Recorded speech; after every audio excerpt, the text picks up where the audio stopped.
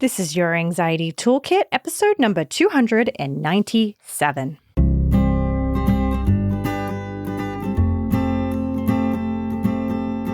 Welcome to your Anxiety Toolkit. I'm your host, Kimberly Quinlan. This podcast is fueled by three main goals. The first goal is to provide you with some extra tools to help you manage your anxiety. Second goal, to inspire you. Anxiety doesn't get to decide how you live your life. And number three, and I leave the best for last, is to provide you with one big, fat virtual hug. Because experiencing anxiety ain't easy. If that sounds good to you, let's go.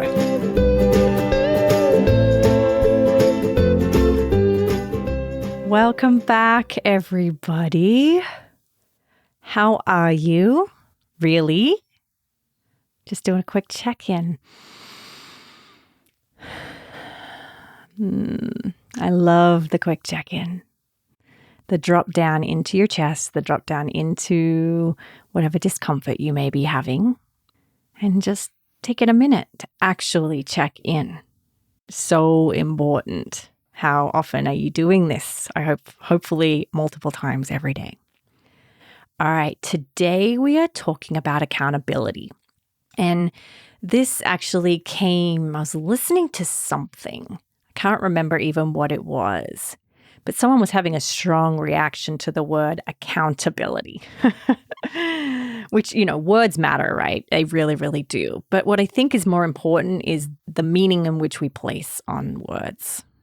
It's a huge part of sort of diffusing from what we tell ourselves all day. So the whole point of today is to talk about this important treatment concept or recovery concept. And I'll come back to why, okay? But it's so important. It's so, so important, right? And I've got a couple of different views about certain things, so you'll have to sort of hang with me. Each and every one are so important, but, hang with me. Before we do that, let's first do the review of the week. This is from Maggie Paulson. Maggie wrote, I love this podcast. I've never been diagnosed with OCD, but I recognize that I have anxiety. This podcast has helped me to learn more about how my brain works, and her gentle and loving approach to treatment has helped me learn to handle my intrusive thoughts and my anxiety. To say that is improve the quality of my life is an understatement. I'm very grateful for Kimberly and her podcast. Thank you, Maggie. You fill up my heart. Thank you so much for your reviews. All of you, even if you just click the 5-star review or however many stars you think it deserves, you don't even have to write a review. You can just give it stars, and that helps me. So thank you so much. All right, drum roll. We have the I Did a Hard Thing segment. This is from Anonymous. Anonymous said, today I managed not to lapse into a behavioral addiction that I've been struggling with for over a year. It's very easy for me to use this addiction as a coping strategy for the stresses in my life. But I realized today that a good life free of this addiction is better than a good feeling that only lasts momentarily. Oh my gosh, Anonymous, I want to give you like a standing applause right now. Although every day is going to be challenging when it comes to not lapsing into addiction, if I take each day as it comes and have the attitude that it's a beautiful day to do hard things, I know I can live addiction free. So good. So good, Anonymous. Oh my gosh, let me read this line again. It says, I realized today that a good life free of this addiction is better than a good feeling that only lasts momentarily. So much wisdom in that sentence. Amazing. So much wisdom. That is true for all of us, isn't it? So true for all of us, in that we just, the real living we want, the real peace is on the other side of that hard thing. So, so true. Thank you so much, Anonymous. And thank you so much to Maggie Paulson for that amazing review. All right, folks. Here is something I want to first start with. So we're talking about, can you hold yourself accountable without being self-critical? That's a really important question, right?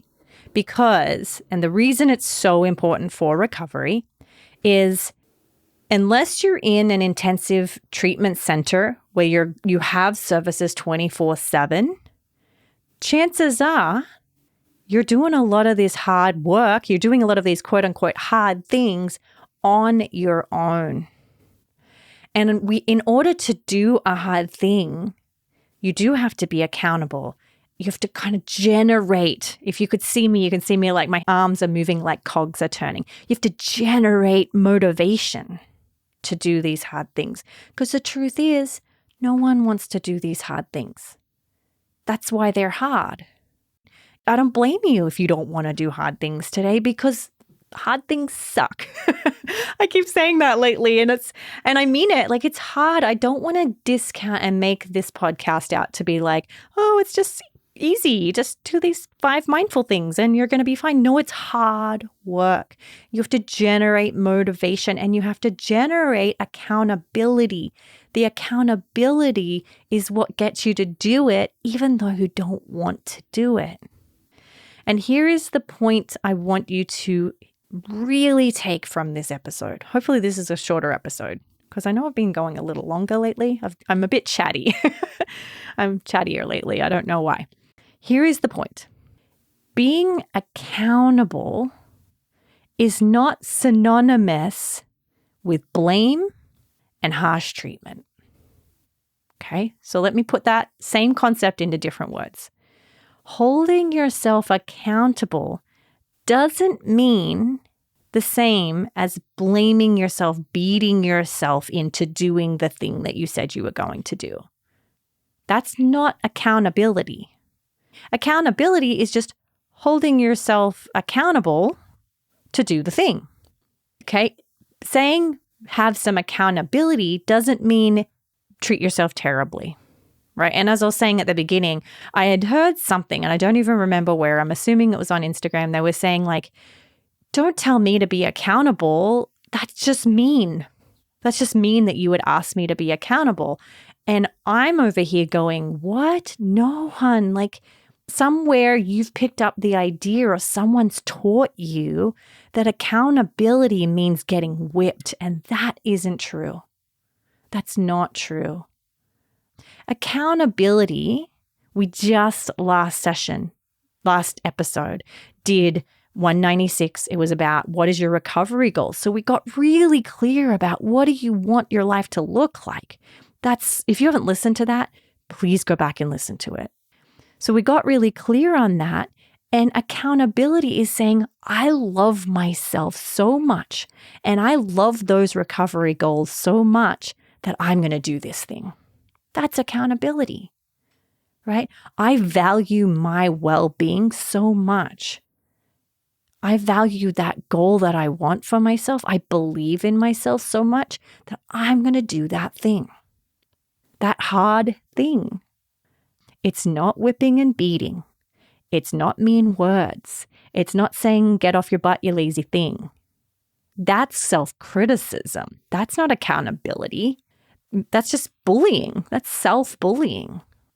And so what I want you to look at is accountability is simply saying, I'm going to do the thing I said I'm going to do because I deserve it.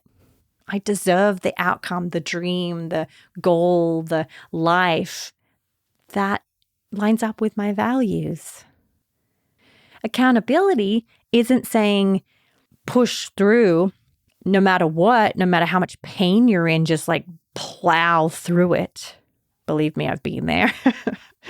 I've been there. Sometimes you have to do that. I'm not going to say that that's particularly even wrong, because sometimes we do have to push through, but you don't have to be mean. And it's asking yourself, how willing am I to show up and do this hard thing so I can get this goal? Exactly like Anonymous said in this I Did a Hard Thing segment. That's accountability. Everything that Anonymous said is accountability. It's like I should have actually, sorry Anonymous, I should have just read your I Did a Hard Thing and said, there you go folks, that's the episode. That's what accountability looks like, right? So accountability, compassionate accountability will still get you across the finish line.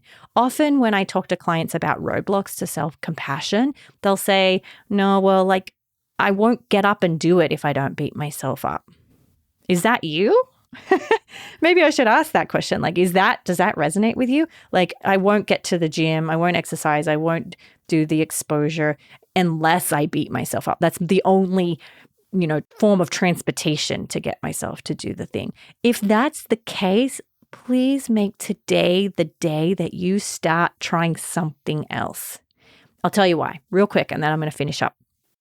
Yes, there are times when being self-critical gets you to do the thing. And if that's what it takes, it's up to you. You get to choose. I'm not going to tell you it's wrong. I'm not going to tell you you're wrong. I don't want you to feel judgment about that from yourself or from me, because we're all doing the very best we can with what we have. So that's totally fine. But if you use that as your only way, the chances are eventually it's going to burn you out. You're going to start to feel so bad about yourself that you will give up. We've got all the research and science to back it. So it's only short-lived. This is only going to work for a certain amount of time until it stops working. So let's use today to try something different. Let's put eggs in different baskets. Let's practice compassionate accountability. Again, I'll say it. Compassionate accountability is doing the thing that you set out to do because you love yourself and you love your goals so much that you're willing to do the hard thing. That's it. That's it, friends. That's all I got to say. All right. I love ya. Have a wonderful day. I just love ya. Like I'm squeezing my fists. I just love you guys. Thank you for being a part of my community. Thank you for supporting me. I totally understand you have gazillions of options for podcasts and gazillions of people who are probably doing great things. Thank you for letting me be a part of your journey. It's an honor. Really, it is. Have a wonderful day.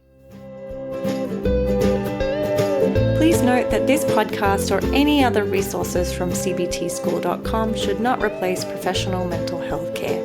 If you feel you would benefit, please reach out to a provider in your area. Have a wonderful day, and thank you for supporting cbtschool.com.